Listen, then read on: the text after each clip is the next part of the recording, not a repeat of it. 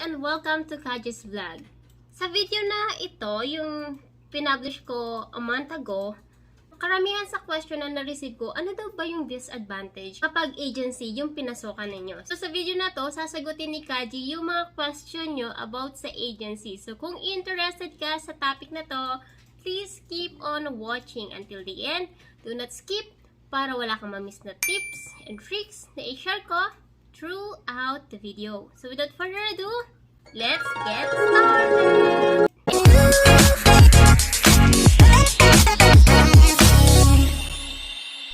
Kung bago ka lang sa channel na to, I'm Kajea, virtual assistant, executive assistant, bookkeeper, accountant. So kahit anong work, pinapasok ko, basta't online. Kasi online work is amazing! Sa channel na to, dinidiscuss natin more on online work, tips and tricks, and mga success stories. So kung interested ka sa mga topic na yon, please consider subscribing and don't forget to hit the notification bell para wala kang namimiss na video na ina-upload ni Kajea every single week.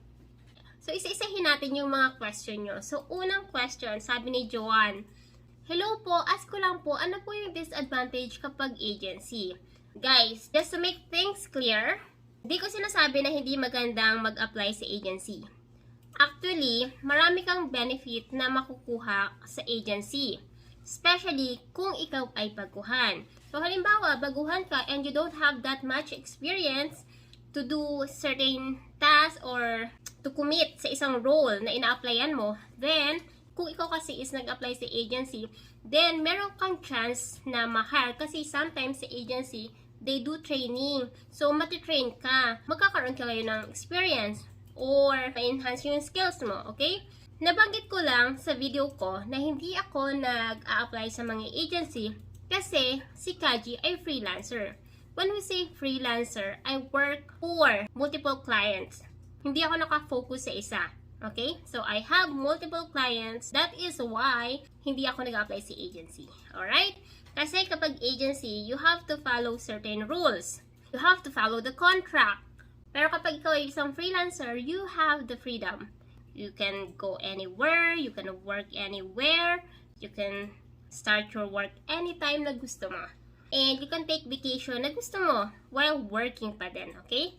So, yun yung reason kung bakit hindi ako nag-apply sa agency. So, kung disadvantage ng agency naman na tinatanong mo, Joanne, well, kapag ikaw ay gusto maging freelancer, yun na nga yun. Kailangan mo mag-follow sa contract nila. So, kung gusto mo maging freelancer, hindi mo magagawa yung gusto mo. Kasi, you have to follow the contract. Okay?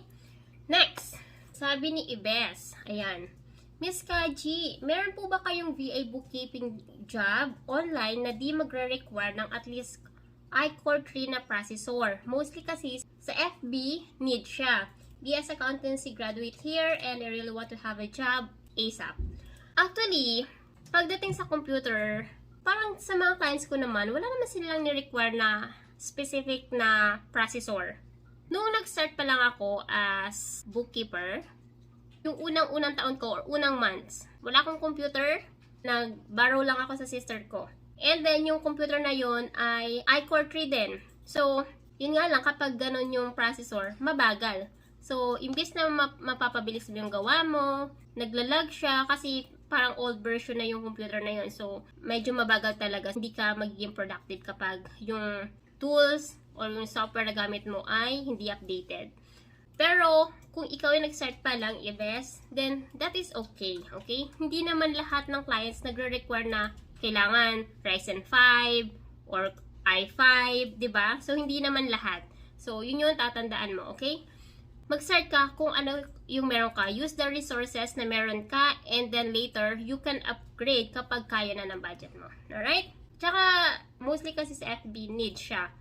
I don't know kasi, pero sa experience ko wala pa akong clients na sinasabing, Jeanette, computer mo dapat ganito yung processor niya. Wala pa. Kahit nung nagsisimula pa lang ako, wala namang nabanggit. Kaya nga nakapag-start ako ng freelancing ko, diba? Kasi kahit hiram lang yung laptop, kahit medyo old model or hindi siya ganun kagandang gamitin, naging successful pa rin yung journey ko. Okay?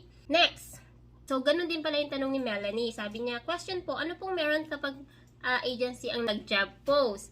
Newbie freelancer here, thanks po. So, Melanie, so ganun din yung sagot ko. Meron kasing agency na hindi direct hire.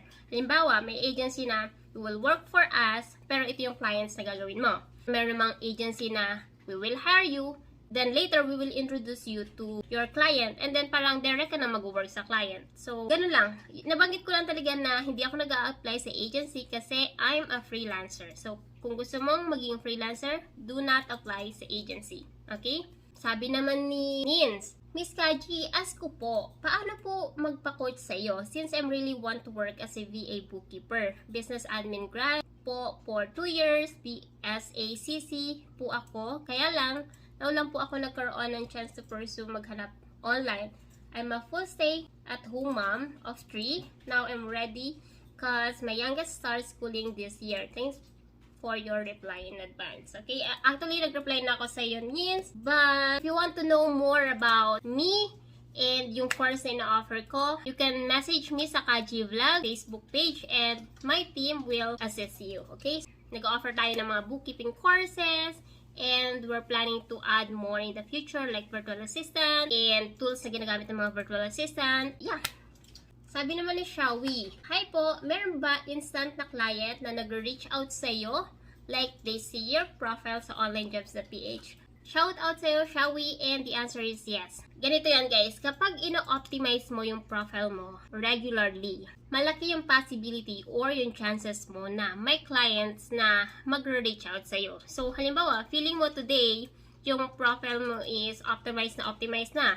And then, iwanan mo siya ng mga buwan na ganyan na lang. So, hindi ganon. So, you have to optimize your account regularly for you to be able to find your ideal clients and for your ideal clients to reach out sa iyo directly sa onlinejobs.ph. Pero, ano yan, normal lang yan na Shawi na may nagre-reach out sa iyo. Actually, yung isang client ko sa bookkeeping, siya yung unang nag-email sa akin. Hindi siya nag-post sa onlinejobs.ph, pero, nag-message siya sa akin kung ano yung hinahanap niya. And then, right after na makita ko yung message niya, nag-reply agad ako using my phone. Yes, using my phone and not my computer. Kasi nung time na nag-message siya sa akin, nasa mall ako with Ichigo and Mark. So, ang ginagawa na, parang Christmas yun eh. So, wala akong computer sa harap ko, but I have my phone and naka-install din yung email ko, naka-link yun sa Gmail account ko. That's why nakita ko agad yung email niya, and ang ginawa ko is meron akong template na ginagamit. In-edit ko yung template based dun sa requirements na hinahanap niya or dun sa qualification na hinahanap niya and sa skills na hinahanap niya para mapasa ko yung email. After ko ma-edit yung email na isisend ko sa kanya, nisenend ko na, and after that, nag-schedule na agad kami for interview kinabukasan. And then after the interview, ayun na, contract signing na. So, ganun siya. So, diba, may nag-reach out sa'yo, huwag kang kabahan, that is normal. But, you have to make sure na lahat ng nagre-reach out sa'yo ay hindi scam. Kasi, minsan, yung mga nagre-reach out sa'yo will ask for security fee na ganitong dollar, let's say 50 or 20, scam po yun. So, kapag merong tao or merong like prospect client na humihingi ng pera sa'yo, scam po yun. So, ignore mo na lang siya, or the best thing na pwede mong gawin is to report that person or that account sa onlinejobs.ph para wala na siyang mabiktima na kapwa natin Pilipino. Okay? Next! Miss Kaji, paano malalaman kung agency or hindi yung company? Aileen, so nalalaman ko na agency or hindi yung isang company doon sa job post niya. So, una mo titingnan yung pangalan ng company. Minsan kasi na-mention yan sa job post. What you have to do is to copy that name, company name, and then i-search mo sa Google. So, that's one way.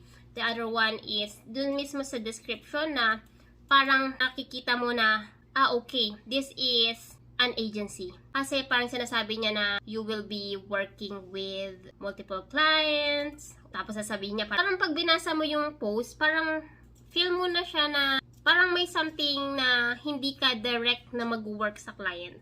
Parang ganon. Sabi naman ni Mayan, sabi niya, hello ma'am, gusto ko po mag-freelancer pero wala po ako idea. Pwede ho ba magpatulong? Mayan, yes, you can reach out sa akin sa Kajea Vlogs na account, na Facebook page. And I am helping aspiring freelancer or bookkeeper or virtual assistant sa kanilang freelance career. So, If you want to know more about that, just message me sa Kajea Vlogs na Facebook page and my team will assist you. Okay? And kung gusto mo naman manood ng mga video ko, how to get started, meron tayong playlist about that. Just check my YouTube channel and then makikita mo din yung mga playlist na pwede mo i-watch. So I think that's all for this video, and thank you so much for sending your questions. I really appreciate it, and I'll see you on my next video. Bye!